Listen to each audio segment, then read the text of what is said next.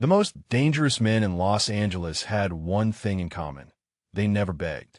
Tonight, that would change in ways that would shatter everything Amara Williams thought she knew about power. The scent of bulgogi and expensive cologne hung thick in the private dining room of Gangnam Palace, where crystal glasses caught the amber light of overhead fixtures and conversations were conducted in hushed Korean punctuated by the occasional burst of laughter. Amara balanced the heavy tray against her hip, her movements precise and economical as she navigated between tables where men in $1,000 suits discussed business that never made it on tax returns. She had been working at this upscale Korean restaurant in Koreatown for 2 years, long enough to recognize the hierarchy among the clientele. There were the legitimate businessmen with their nervous energy and constant phone checking. There were the second-generation Korean Americans trying too hard to impress their elders.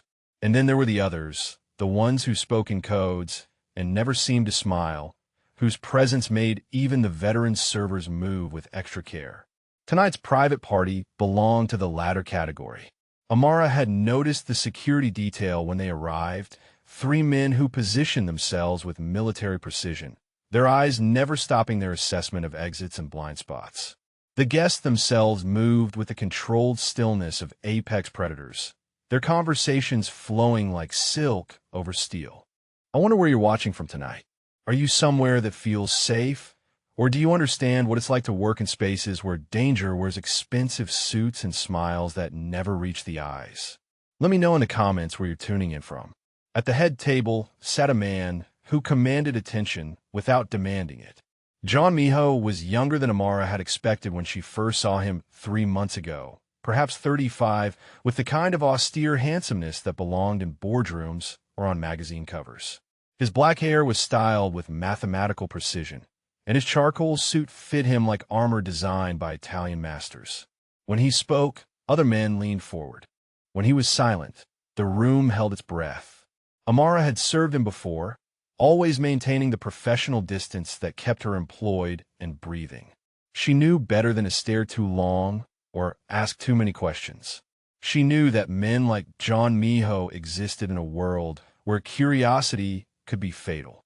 But she also knew something else. Beneath that controlled exterior lived someone who ordered his food with quiet politeness, who always said please and thank you in accented English, and who left tips that could cover her rent. As she approached their table with the evening's final course, she caught fragments of conversation that made her skin prickle with warning. Something about shipments and territory. Something about messages that needed to be sent. She kept her face blank, her movements steady, placing dishes with the practiced invisibility that good servers cultivated in establishments where knowing too much was hazardous to health. The attack came without warning, swift and surgical as a blade between ribs. It started with Miho's lieutenant, a thin man with scarred knuckles, suddenly clutching his throat. Then another guest doubled over, his face contorting in agony. The room exploded into chaos as chairs scraped against marble floors and voices rose in sharp Korean commands.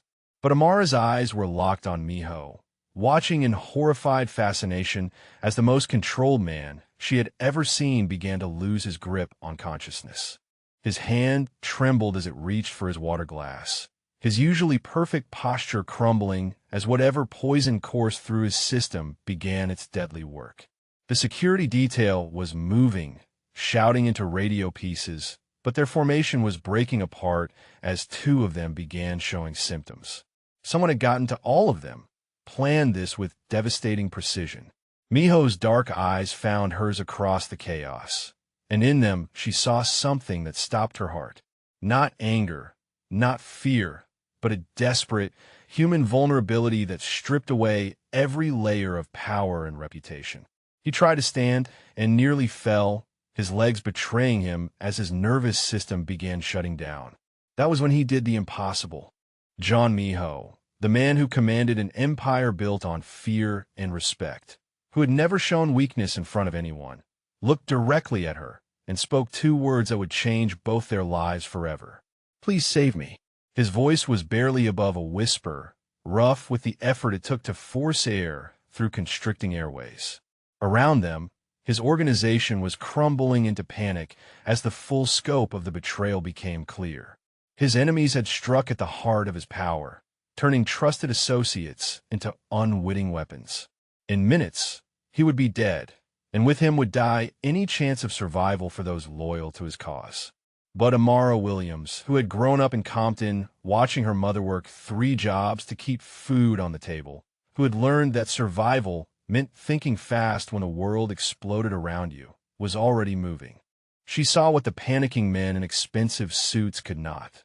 The water glasses, the shared bottle of soju, the single point of contamination that had turned a business dinner into an execution. Her hands were steady as she grabbed the white tablecloth, her voice cutting through the chaos with unexpected authority. Get back from the table. All of you, step away from anything you drank tonight. She knelt beside Miho as his knees buckled, her fingers finding his pulse point with the practiced efficiency of someone who had taken every first aid course the community center offered. She could feel his security details' weapons trained on her as she worked, but something in her calm competence stayed their hands. This was not the action of an assassin, but of someone who understood that life hung in the balance of the next few minutes.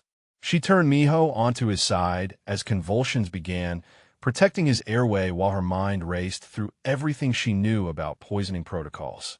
Call 911. She commanded the room with an authority that seemed impossible for a woman in a server's uniform. No, call your people first. Get them here in 3 minutes or he dies.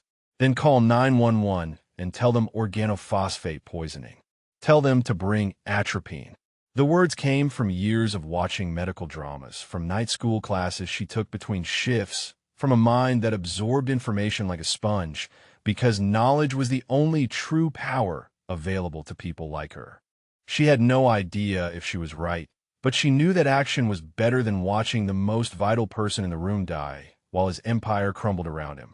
As sirens began to wail in the distance, and Miho's private medical team burst through the doors with equipment that no civilian should have access to, Amara felt a hand close around her wrist with surprising strength.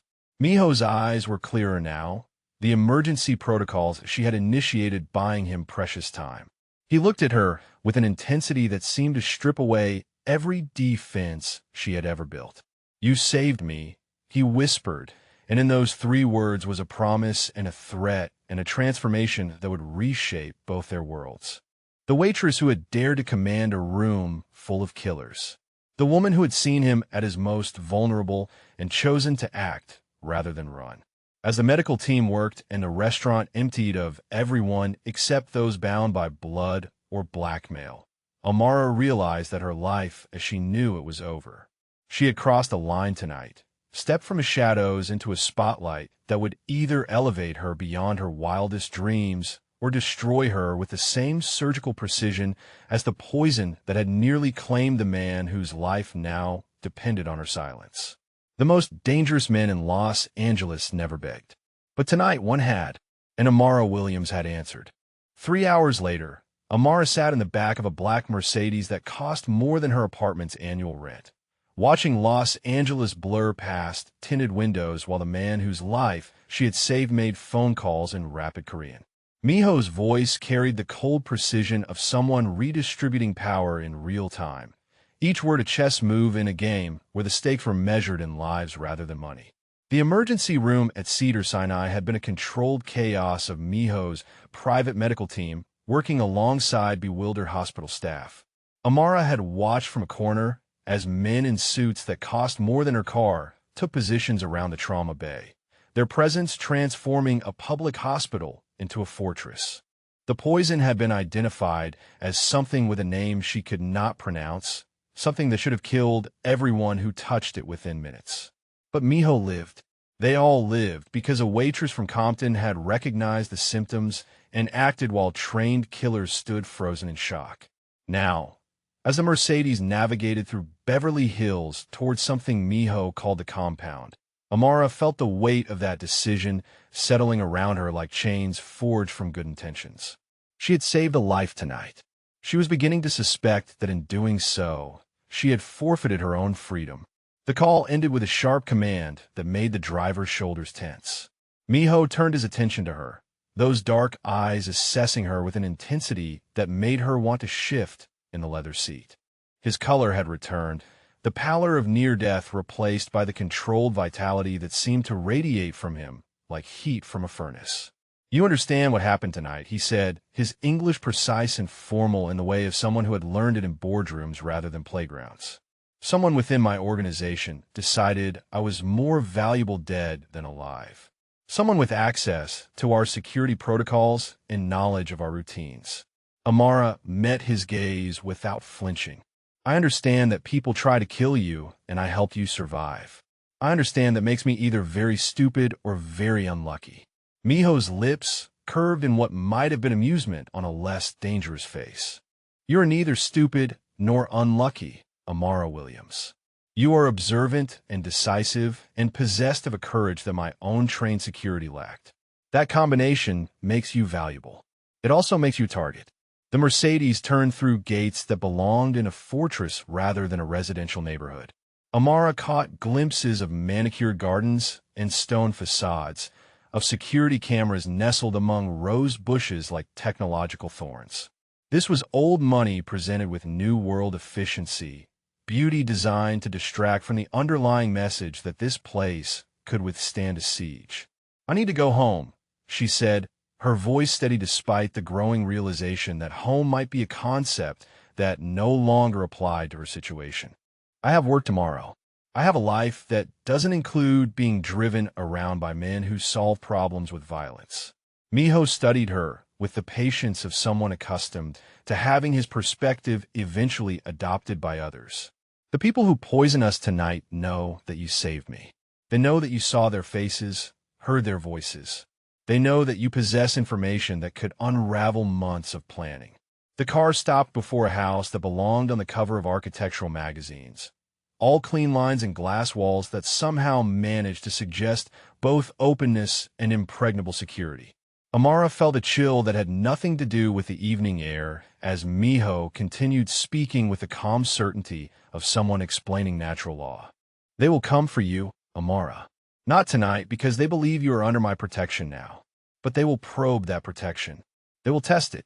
And if they find a weakness, they will exploit it with the same efficiency they used to nearly kill me." The driver opened her door, but Amara remained seated, her hands clenched in her lap as she processed the elegant trap being laid around her. "You're saying I don't have a choice."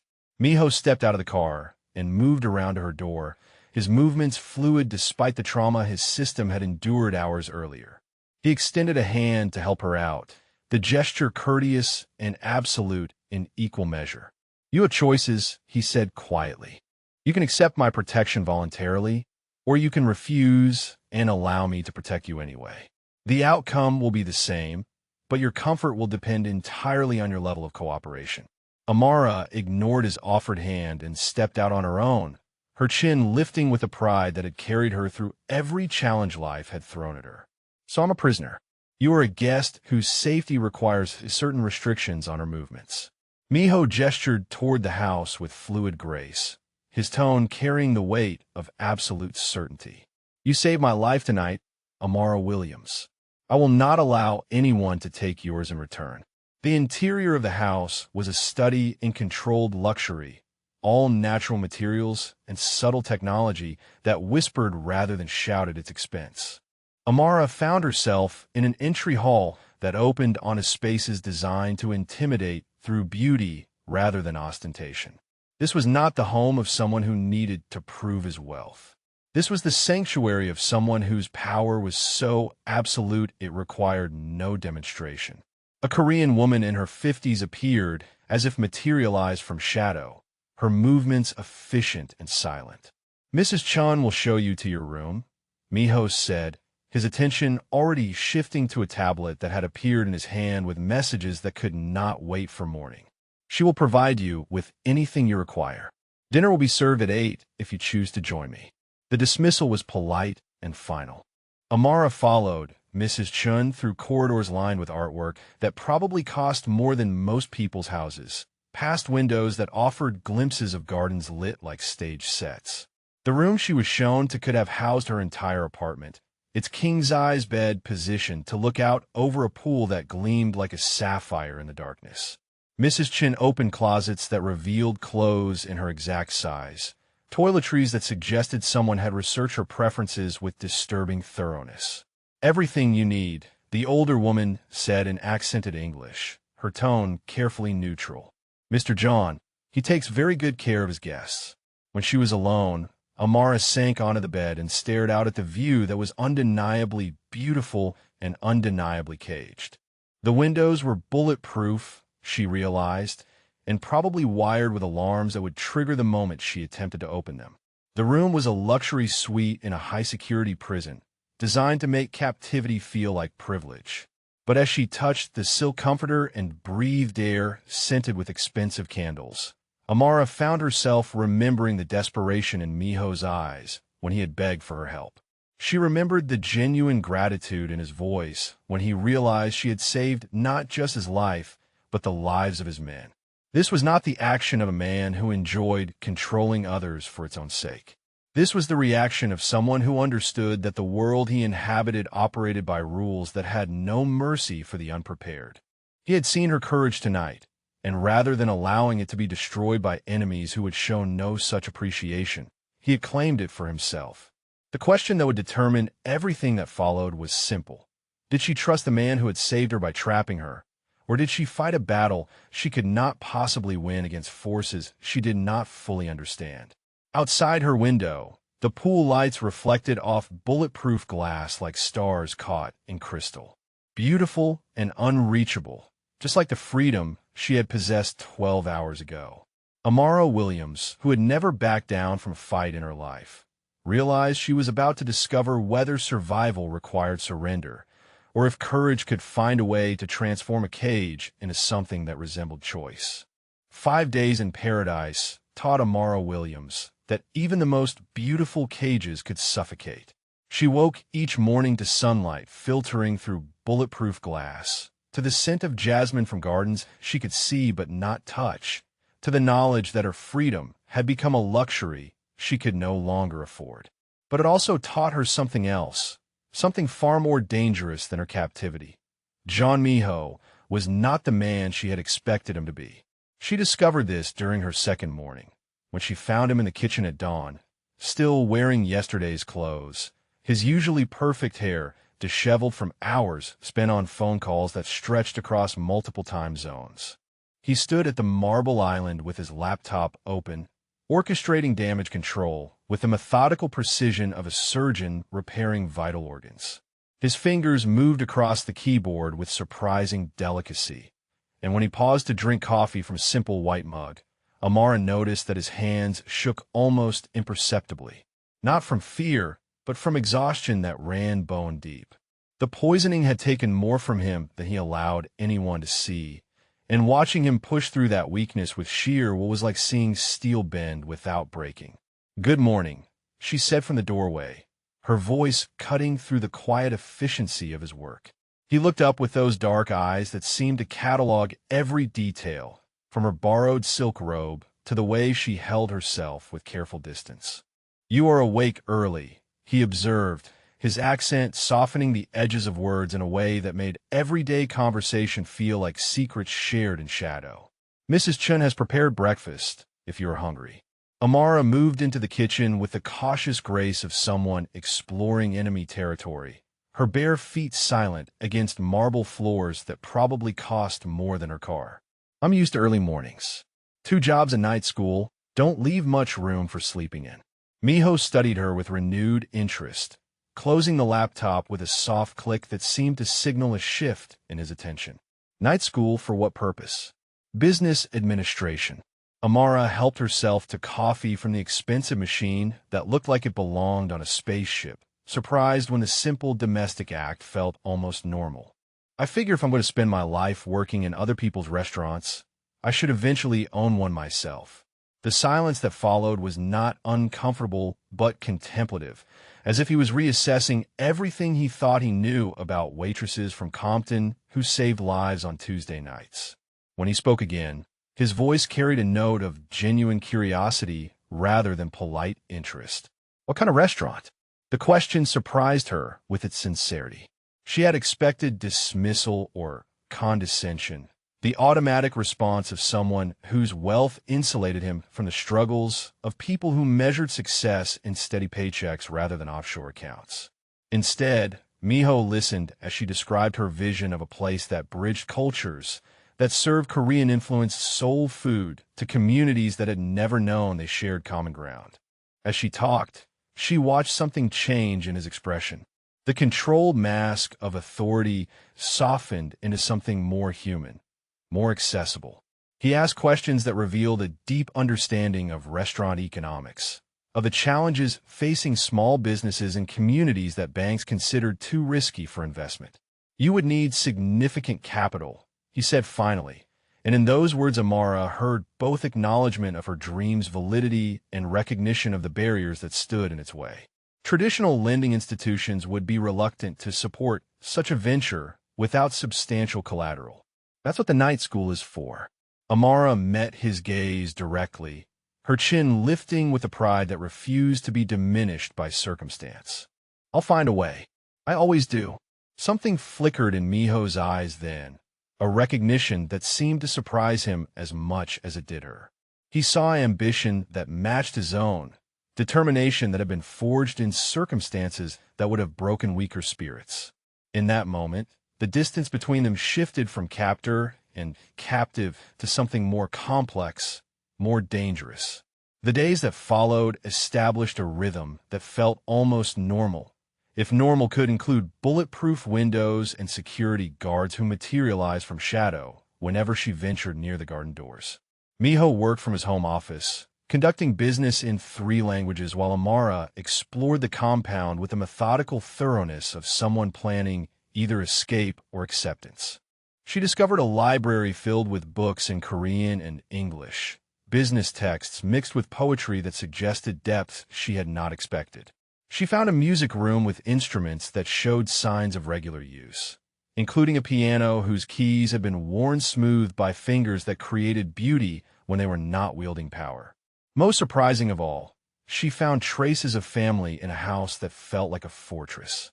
Photographs, carefully positioned to seem casual but placed with deliberate thought.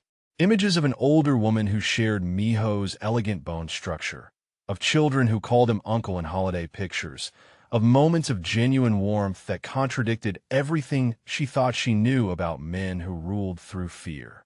"You have questions," Miho said on Thursday evening as they shared dinner at a table set for 2 in a dining room that could have seated 20. His voice carried patient amusement, as if her curiosity was both expected and welcome. Amara set down her chopsticks, impressed despite herself by the way he had subtly arranged for Korean dishes to be prepared with techniques that honored both cultures. The kimchi had reminded her of her grandmother's pickled vegetables, and the short ribs had been braised with a tenderness that spoke of understanding rather than appropriation. "I'm wondering how someone who arranges flowers like art and remembers that I prefer my coffee with cream, but no sugar became the kind of man who needs bulletproof windows." Miho was quiet for a long moment, his fingers turning his wine glass with controlled precision. When he spoke, his voice carried the weight of choices made in circumstances that allowed no perfect options. "My father built this organization from necessity, not ambition. Korean immigrants in the 1970s faced challenges that required solutions outside traditional legal frameworks. Protection, investment, justice when the courts provided none." He paused, and in that silence Amara heard the echoes of stories that had shaped him long before she entered his world. What began as community defense evolved into something larger, more complex. By the time I inherited responsibility, the organization had roots too deep and connections too vital to simply abandon. "But you could choose differently," Amara said quietly, recognizing the conflict that lived beneath his controlled surface. "You have enough legitimate businesses to walk away from anything illegal." Miho's smile was small and sad, carrying knowledge that came at prices she could not imagine. Walking away would leave a vacuum that others would fill. Others with less conscience, less restraint.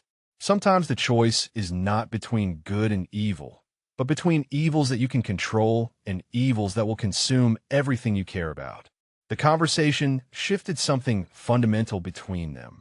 Amara began to see past the reputation to the man who carried burdens that would have crushed someone with less strength.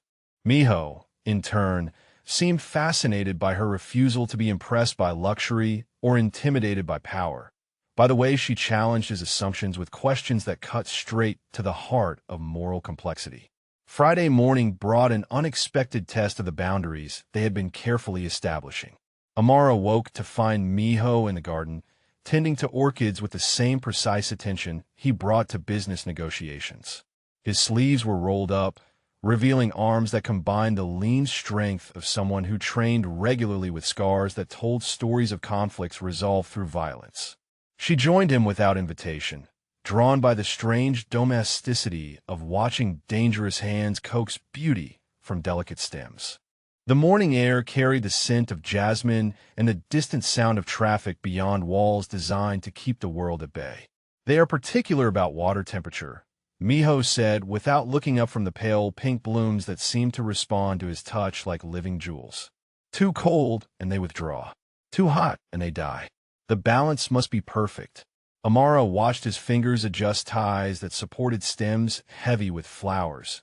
Noting the care he took with something that could not defend itself. Like people, she observed quietly. Miho glanced at her then, his dark eyes holding a warmth she had not seen before. Perhaps, though people are more resilient than orchids, they can survive conditions that would kill more delicate things. The compliment was subtle but unmistakable, acknowledgement that he saw strength in her that matched the beauty he cultivated in his garden. When their fingers accidentally touched as they reached for the same watering can, neither of them pulled away immediately. The contact lasted only seconds, but in those seconds Amara felt something shift between them that had nothing to do with protection or captivity and everything to do with recognition of equals finding each other in circumstances that should have made equality impossible.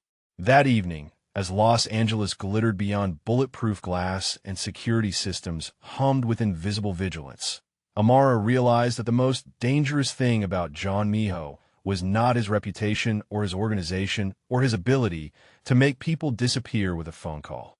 The most dangerous thing about him was how easy it was becoming to forget that she was supposed to want her freedom back. The explosion happened at exactly 7:32 on Sunday evening, close enough to rattle the bulletproof windows and distant enough to remind Amara that the world beyond Miho's carefully constructed sanctuary remained a battlefield where her choices had consequences measured in other people's blood. She was in a library when the security alarms began their electronic shrieking, reading a Korean poetry collection that Miho had left open on the table with selected verses translated in his precise handwriting. The book fell from her hands as armed men materialized from positions she had not known they occupied, their movements choreographed with military efficiency as they secured the compound against threats that had finally found their way to the gates. Miho appeared in the doorway with the controlled urgency of someone accustomed to crisis management, his phone already pressed to his ear as he issued commands in rapid Korean. His eyes found hers across the room, and in them she saw something that made her blood run cold. Genuine fear, not for himself but for her safety. "Stay here," he commanded, his voice carrying absolute authority as he gestured for two of his security detail to take positions flanking the library entrance. "Do not leave this room until I return." Amara stood slowly, her hands steady despite the adrenaline coursing through her system like liquid fire. "Where are you going?" "To handle a situation that does not concern you." Miho's tone was sharp with the stress of managing multiple crisis points simultaneously. His usual careful courtesy had been stripped away, revealing the steel beneath silk that made men follow his orders without question. But Amara Williams had never been particularly good at following orders, especially when they came wrapped in protection she had not requested. "Everything that happens because I saved your life concerns me," she said quietly, her voice cutting through the chaos with unexpected calm. I'm not staying locked in this room like a helpless princess while people die because of decisions I helped make. The silence that followed was electric with tension that had nothing to do with external threats and everything to do with two strong-willed people discovering the limits of their carefully negotiated peace. Miho's security detail exchanged glances that suggested they had never seen anyone challenge his authority so directly, especially not someone who should have been grateful for protection rather than demanding participation. "You do not understand the nature of what we face," Miho said finally, his accent thickening with stress in a way that made his words sound like warnings carved in stone. "These are not people who negotiate or show mercy. They communicate through violence and measure success in body counts." "Then teach me," Amara replied, stepping closer despite the weapons that tracked her movement with lethal precision. "Stop treating me like I'm made of glass and start treating me like someone intelligent enough to understand the situation I'm trapped in." The argument that erupted between them was unlike anything the compound had witnessed, a clash of wills that revealed depths of feeling neither had intended to expose. Miho's carefully controlled facade cracked under pressure, revealing a man torn between his need to protect what mattered most and his recognition that the woman he was protecting possessed strength that made traditional protection feel like imprisonment. "You saved my life," he said, his voice raw with emotions he rarely allowed himself to feel. "I will not allow my gratitude to become your death sentence. I will not watch enemies destroy something precious because I was too weak to keep it safe." Amara heard the words he was not saying, saw the way his hands clenched into fists as he fought against vulnerabilities that had no place in his world of calculated risks and measured responses.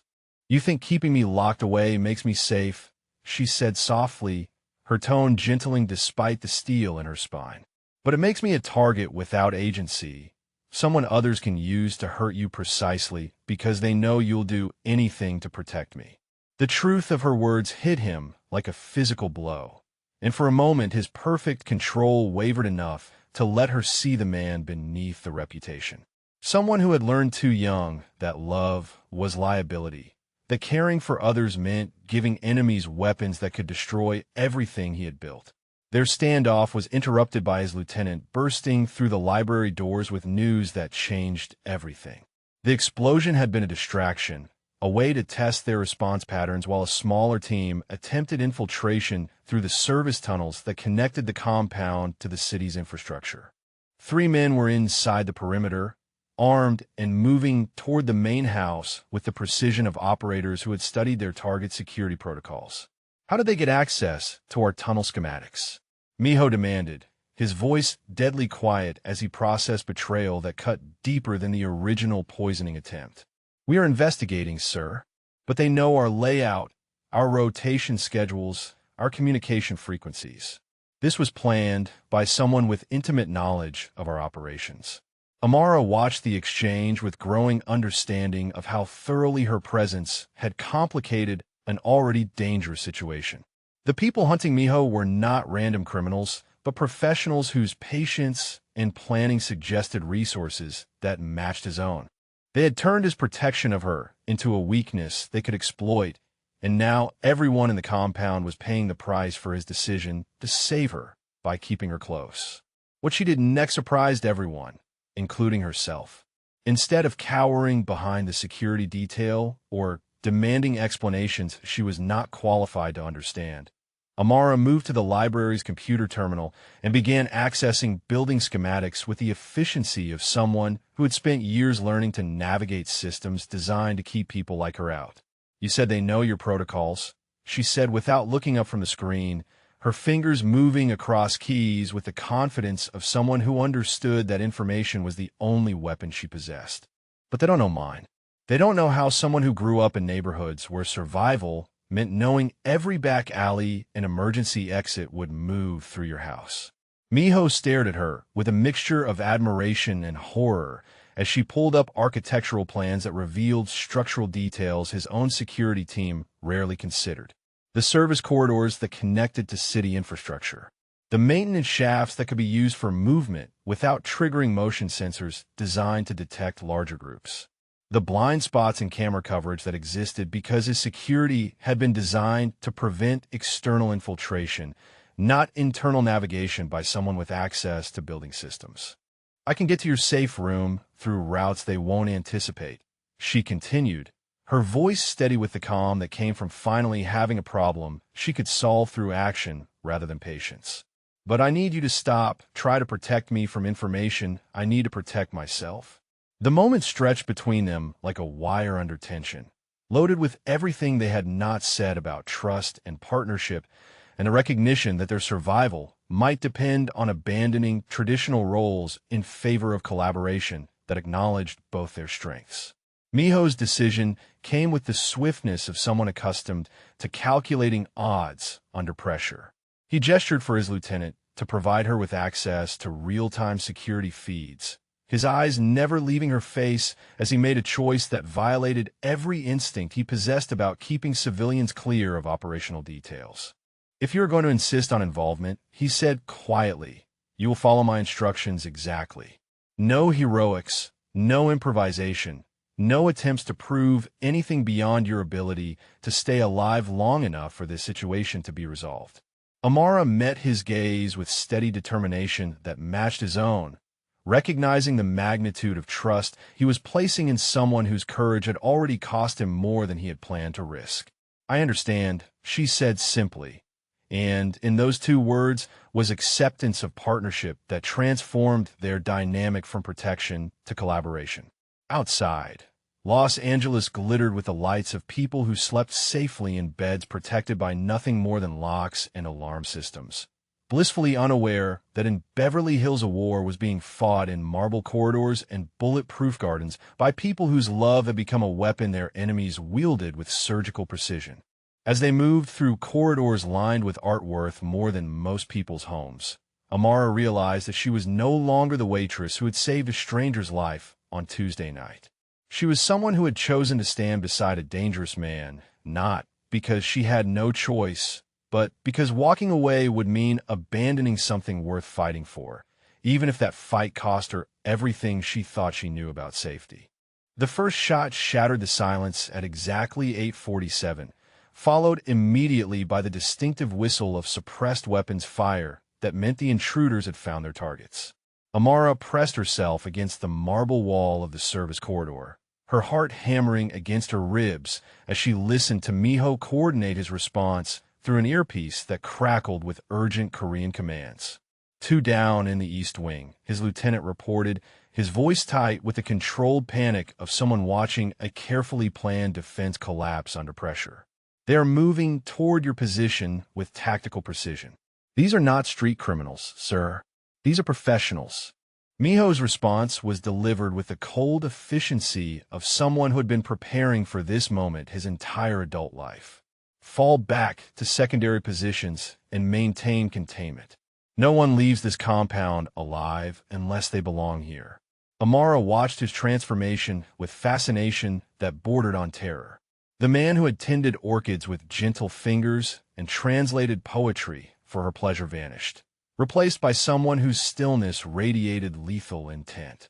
His movements became economical, predatory, every gesture calculated to maximize efficiency while minimizing exposure to return fire. This was the man his enemies feared, she realized. Not the businessman in expensive suits who negotiated deals over dinner, but the apex predator who had survived decades in a world where weakness meant death and hesitation meant everyone you cared about paid the price for your mercy.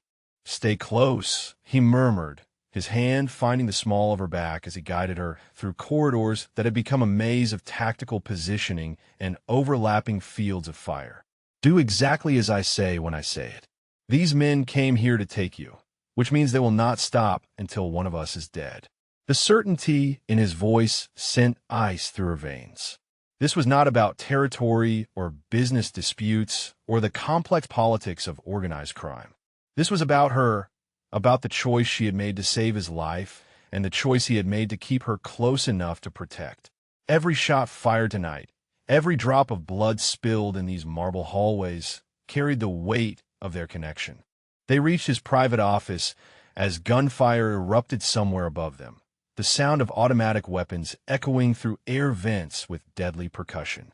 Miho moved to a wall panel that opened at his touch, revealing an arsenal that belonged in a military installation rather than a residential home. His hands moved with practiced efficiency as he selected weapons, his choices reflecting years of training that had prepared him for exactly this scenario. "How many men did they send?" Amara asked, her voice steadier than she felt as she watched him transform from businessman to warrior with terrifying completeness. 12 confirmed, possibly more waiting outside the perimeter. Miho checked the action on a pistol with the casual competence of someone for whom violence was a tool rather than a last resort. "They planned this for months, studying our routines, identifying weaknesses, waiting for the perfect opportunity to strike when they knew I would be focused on protecting rather than attacking." He turned to her then, his dark eyes holding depths of feeling that made her breath catch in her throat. "They know that you have become something I cannot bear to lose. They know that fact makes me vulnerable in ways I have never allowed myself to be vulnerable before." The admission hung between them like a bridge spanning an abyss, connecting two people who had found each other in circumstances that should have made love impossible. Amara felt the weight of what he was not saying, the recognition that his feelings for her had transformed from gratitude to something far more dangerous and infinitely more precious. The lights went out with systematic precision, plunging the compound into darkness that spoke of enemies who understood infrastructure as well as tactics. Emergency lighting activated seconds later, bathing everything in red shadows that made the elegant house feel like the heart of a volcano preparing to erupt. "There in the main house," came the report through Miho's earpiece.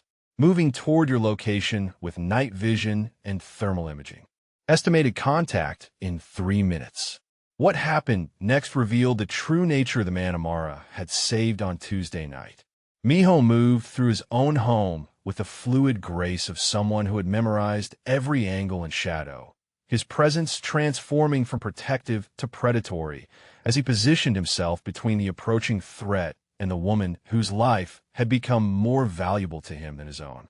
She watched him calculate angles and timing with mathematical precision, turning familiar spaces into killing grounds designed to maximize his advantages while neutralizing theirs. When the first intruder appeared in the doorway, backlit by emergency lighting that made him a perfect target, Miho's response was swift and final. The suppressed weapon whispered once, and the threat simply ceased to exist, replaced by silence that spoke of experience gained through encounters where second chances did not exist. 2 more followed, their tactical formation dissolving under fire from positions they had not anticipated.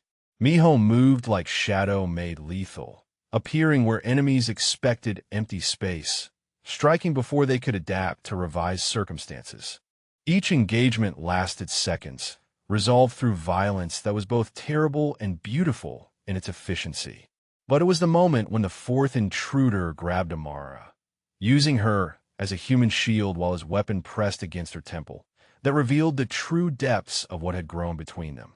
The transformation in Miho was complete and terrifying. Every mask he had ever worn, every layer of civilization he had cultivated, fell away to reveal something primal and absolute. His voice, when he spoke, carried the promise of destruction that would reshape the world around his fury. "Release her," he said with quiet certainty that made the air itself seem to hold its breath. "Release her now, and your death will be quick." The intruder laughed, a sound sharp with the desperation of someone whose careful plan had devolved into chaos. "You care too much, John. Makes you weak. Makes you predictable." What followed happened too quickly for thought, too precisely for chance. Miho moved with speed that defied physics, his shot placed with surgical accuracy that dropped the threat without endangering the woman he had sworn to protect. The intruder crumpled, his weapon clattering across marble floors as his grip on life followed his grip on Amara into nothingness. In the sudden silence that followed, as emergency lighting painted everything in shades of blood and shadow, Amara realized that she was no longer afraid. Not of the violence, Not of the men who had come to destroy everything Miho had built, not even of the realization that her choice to save his life had drawn them both into a war where love was measured in willingness to kill. She was afraid of something else entirely. The recognition that she did not want to leave this dangerous world, this dangerous man, this dangerous love that had transformed her from observer to participant in a drama where the stakes were measured in heartbeats rather than dollars. "Touch her again," Miho said in his radio, his voice carrying absolute authority as he coordinated the final sweep of his compound, "and I will show you what happens to people who threaten what belongs to me." The possessiveness in his words should have triggered every independent instinct she possessed. Instead, Amara felt something settle into place that had been searching for home since the moment she had watched him beg for salvation from a waitress who had no reason to care whether dangerous men lived or died. As sirens wailed in the distance, and Miho's security team reported successful elimination of all threats, Amara moved to where he stood coordinating cleanup with a methodical efficiency of someone who had survived similar attacks before. She placed her hand on his arm, feeling the tension that vibrated through him like a wire under impossible strain. "I'm not going anywhere," she said quietly, her words cutting through radio chatter and status reports to reach the man who had just revealed the true extent of his devotion through violence that would have horrified her a week ago and now felt like protection wrapped in love too fierce for conventional expression. Miho turned to look at her, his dark eyes holding emotions that had no names in any language. In her steady gaze, he found acceptance that matched his own recognition of what they had become. Two people whose love had been forged in circumstances that demanded everything and offered no guarantees except the certainty that they would face whatever came next together. The most dangerous men in Los Angeles never begged, except when they found something worth more than pride. The most independent women never surrendered, except when they found someone worth surrendering to. Tonight, both truths had been tested in fire and emerged stronger for the proving.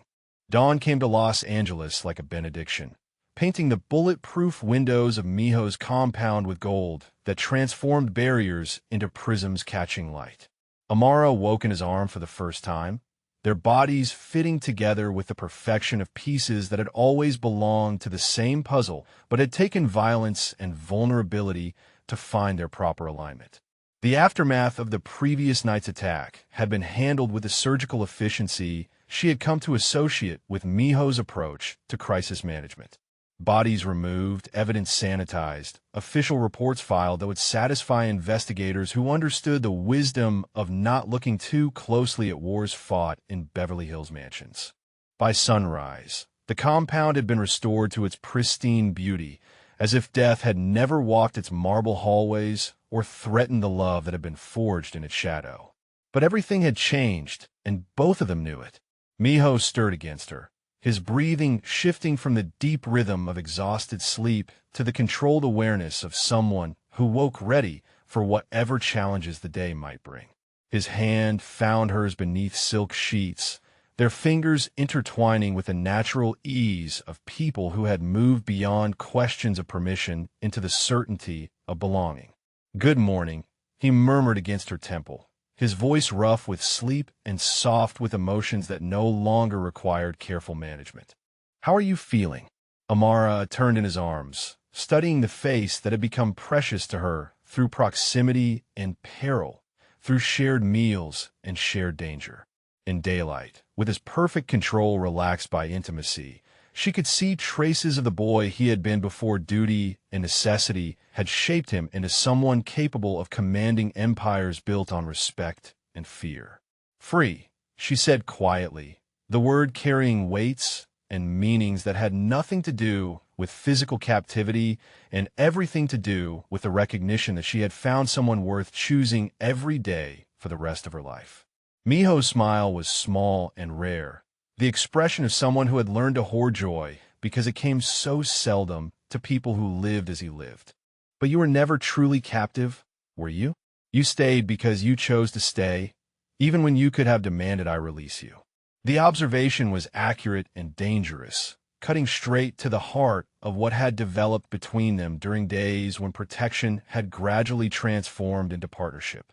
Amara had realized somewhere between the orchid garden and the gunfire that her desire to leave had been replaced by something far more complex. The recognition that she had found a place where her strength was not just tolerated but treasured, where her courage was met with matching devotion. "I stayed because you needed me," she replied, her thumb tracing the line of his jaw with reverent precision. "And because I needed you, even when I didn't want to admit it. You made me feel safe in a world where safety had always been temporary." The conversation was interrupted by Mrs. Chen's discreet knock, followed by the announcement that breakfast was prepared whenever they chose to join the living. But neither moved immediately, reluctant to break the spell of morning intimacy that had settled around them like armor made of sunlight and shared understanding.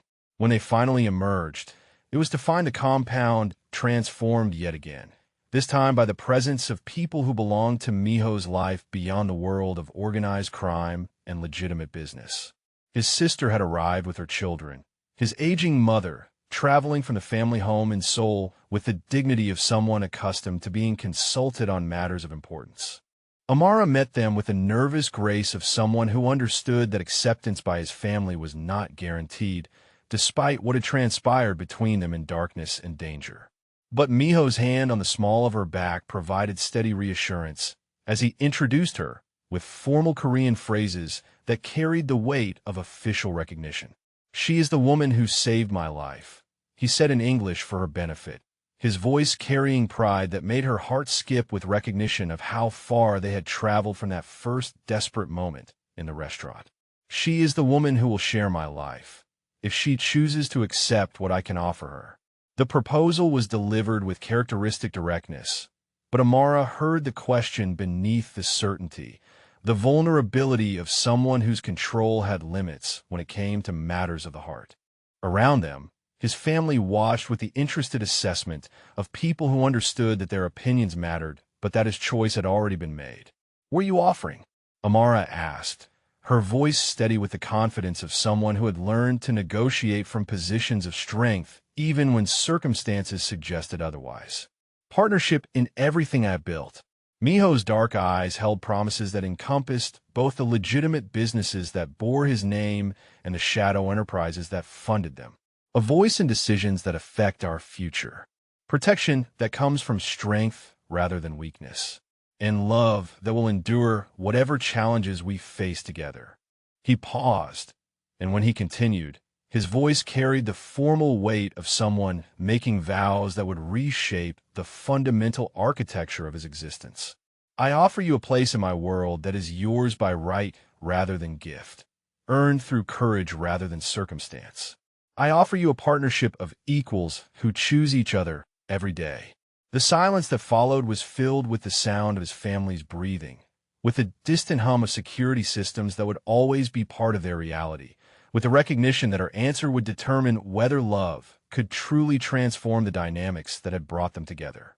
"I accept," Amara said simply, her words carrying the weight of surrender that felt like victory, of choosing captivity that had become freedom. "But I have conditions." Miho's smile widened, suggesting he had expected nothing less from the woman who had challenged his authority from the moment she agreed to his protection. "Name them." The negotiations that followed would have impressed business rivals who thought they understood the extent of Miho's willingness to compromise. Amara wanted a restaurant, funded but not controlled by his resources. She wanted involvement in his legitimate businesses, particularly those that served communities like the one where she had grown up. She wanted their children to understand both cultures that had shaped them, to inherit strength from both parents rather than just wealth from one. Most importantly, she wanted the transformation she had witnessed in him to be permanent. The man who tended orchids and translated poetry, who protected through love rather than fear, who had learned that true power came from partnership rather than control. Each condition was met with consideration rather than automatic agreement, but also with the recognition that she was asking for partnership rather than submission, for equality rather than comfortable dependence. Miho found himself negotiating with someone whose intelligence matched his own, whose vision for their shared future incorporated both practical necessities and emotional truths. The wedding took place 6 months later in the same garden where they had first touched, while tending flowers that required perfect balance to survive. The ceremony blended traditions in ways that honored both their heritage and their unique love story.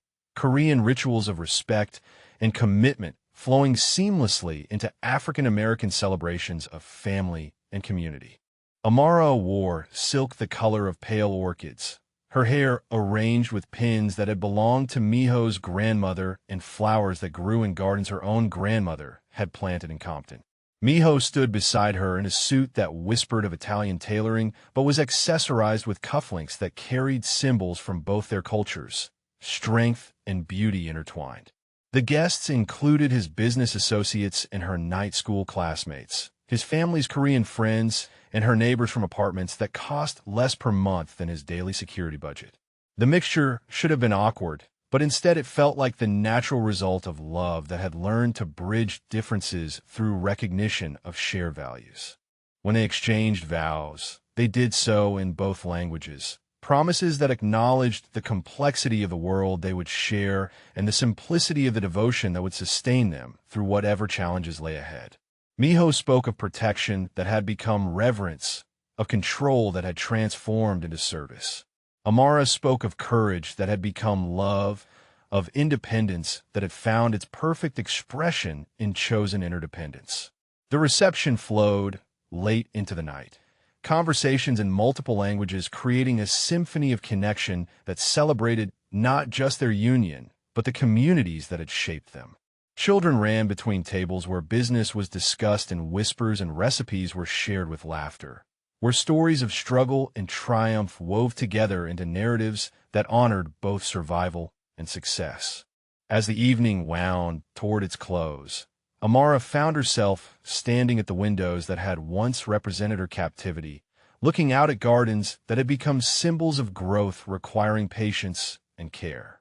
Miho joined her, his reflection joining hers in bulletproof glass that no longer felt like barrier, but like protection for something precious enough to defend. "Do you regret anything?" he asked quietly, his arms settling around her waist with the comfortable possession of someone whose love had been tested by fire and found unbreakable. Amara leaned into his warmth, breathing air scented with jasmine and promises kept, surrounded by the sounds of their combined families celebrating love that had transformed danger into devotion. "Only that it took so long for us to stop pretending we had a choice," she replied with the wisdom of someone who had learned that surrender could be its own form of conquest. Outside their windows, Los Angeles glittered with millions of lights, each one representing lives that would never intersect with theirs, people who would never know that in Beverly Hills a Korean crime lord and a black waitress from Compton had discovered that love could indeed conquer all, as long as all included the willingness to fight for what mattered most. The most dangerous men in Los Angeles never begged, except when they found something worth more than pride. The most independent women never surrendered, except when they found someone worth surrendering to. In the end, both had discovered that true power came not from control, but from the choice to build something beautiful with someone brave enough to match their strength with devotion that would last lifetimes. Their story would become legend in communities that rarely intersected, proof that love could bridge any divide when two people decided that what they could build together was worth more than what they could protect alone. In boardrooms and beauty salons, in restaurants and radio shows, people would tell the story of how a waitress saved a life and in return received a love that redefined what salvation could mean. But that night, as they stood together watching their city spread before them like stars fallen to earth, Amara and Miho were not thinking about legends or stories or the ways their love would inspire others. They were thinking about tomorrow and the day after that, and all the days that stretched ahead like a promise made in darkness and kept in light.